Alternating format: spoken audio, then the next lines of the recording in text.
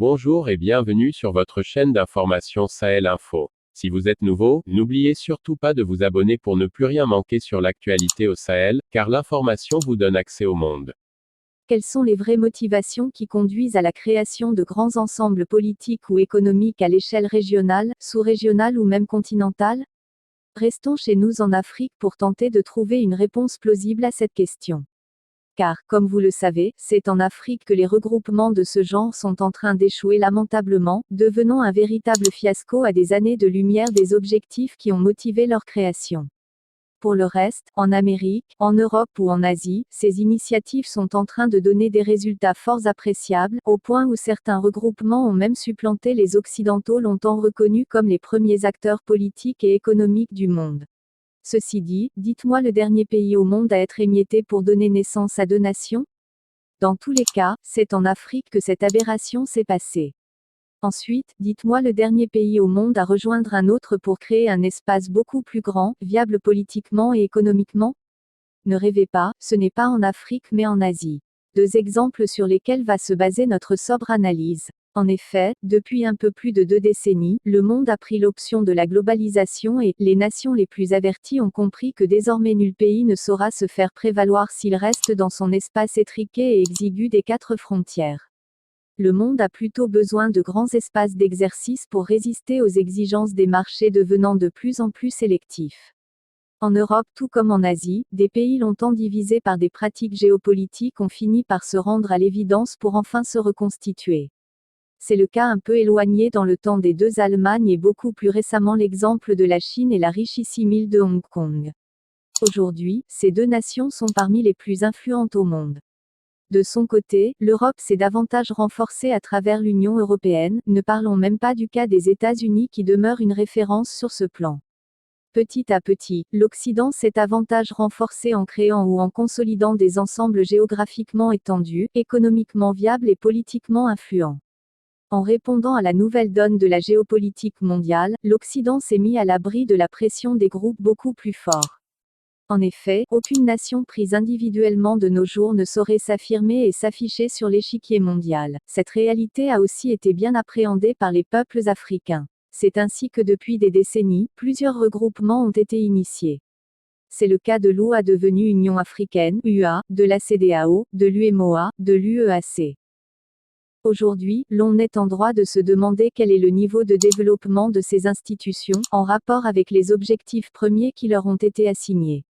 Pour que l'on veuille être objectif, l'on reconnaîtra que ces institutions ne sont que de véritables fiascos. De tous les temps, jamais ces institutions n'ont réussi à asseoir la cohésion recherchée. Quant à l'intégration, ce n'est qu'une chimère qui ne fait que désintégrer les liens séculaires qui existent entre les peuples. En effet, le Niger, par exemple, entretient des relations séculaires avec le Mali. Ces liens sont fraternels, géographiques, économiques et même politiques. Depuis toujours ces deux peuples se sont côtoyés, se sont rendus visite et séjournent les uns chez les autres.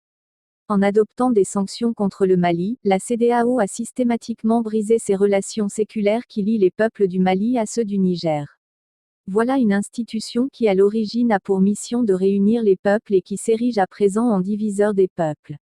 Ainsi au moment où partout au monde les peuples ont adhéré à l'option des grands ensembles, nous en Afrique continuons à céder à la division, chacun recroquevillé sur son minable État.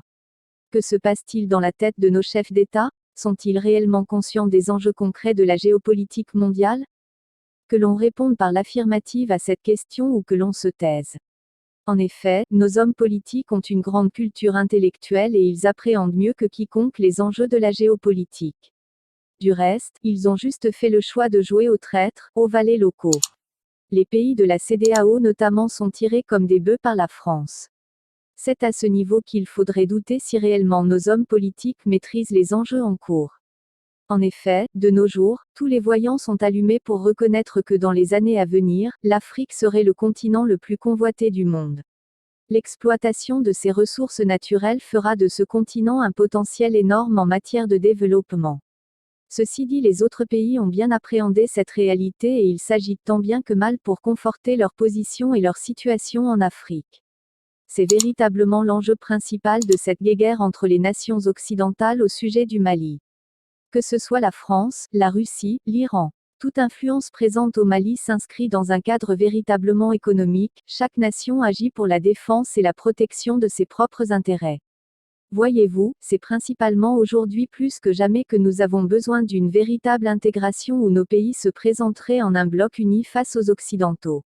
Nous devons négocier des accords en commun face à l'Union européenne ou tout autre regroupement qui se manifeste.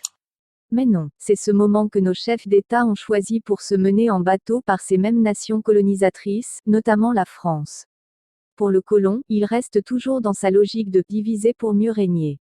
S'il vous plaît, si jamais l'Afrique présentait un front économique unique et uni, pensez-vous que certaines clauses aberrantes et sournoises pourraient frapper nos États? Pensez un tant soit peu au pacte colonial. L'Occident est conscient de la force de notre continent si jamais les États sont intégrés et évoluent au sein d'une même institution viable. Et jamais ces pays ne nous laisseront réaliser l'unité africaine qui est le gage de notre totale émancipation. C'est véritablement la réalité que chaque chef d'État doit avoir à l'esprit. Après, il s'agit de poser des actes concrets qui réunissent les gens au lieu de ceux qui les divisent.